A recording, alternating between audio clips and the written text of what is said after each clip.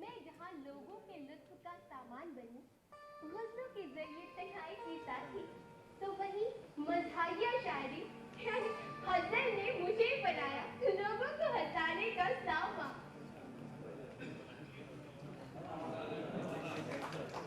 हम ऐसी कुल किताबें काबिले सख्ती समझते हैं।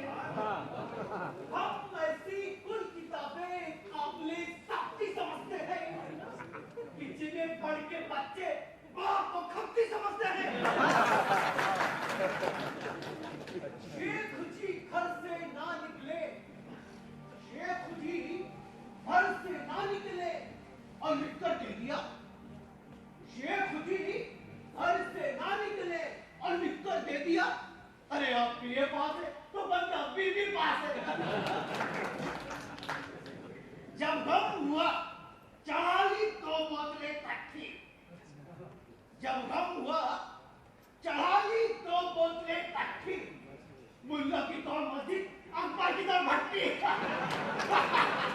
मर्सिया ये वली